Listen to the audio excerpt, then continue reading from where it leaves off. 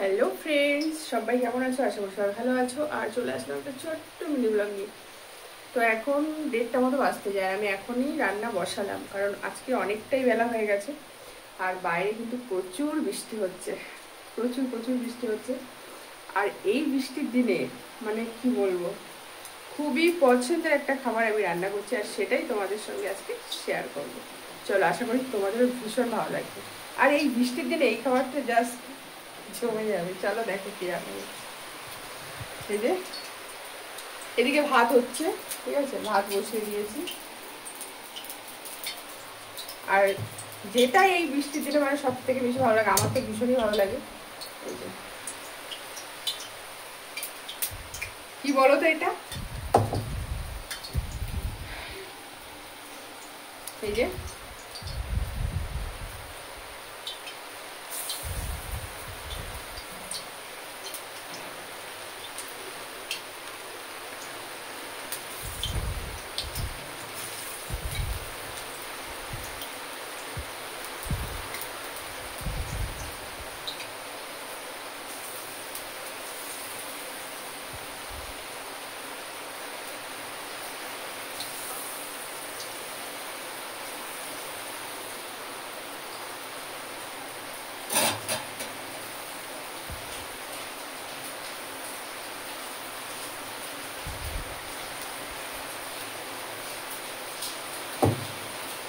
তো বাইরে কিন্তু প্রচুর প্রচুর বৃষ্টি হচ্ছে, এই যে দেখতে পাচ্ছ, প্রচুর প্রচুর বৃষ্টি হচ্ছে বাইরে।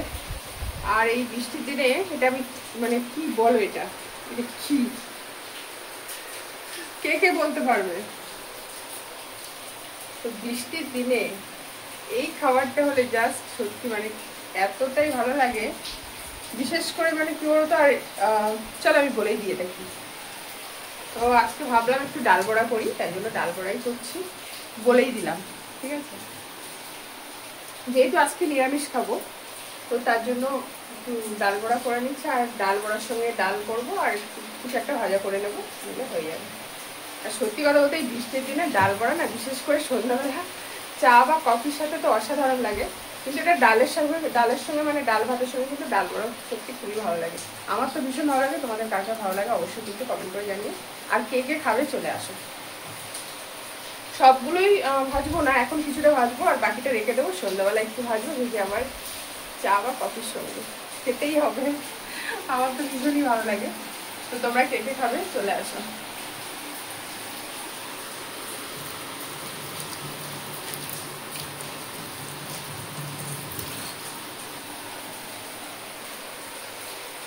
তো চলো, যাই হোক, ঝটপট করে রান্না করে নিই, অনেকটা বেলা হয়ে গেছে। সকাল থেকে না কিছু খাইনি, প্রচুর খিদেও পাচ্ছে। তো চলো, আবার পরে দেখা হচ্ছে, টাটা।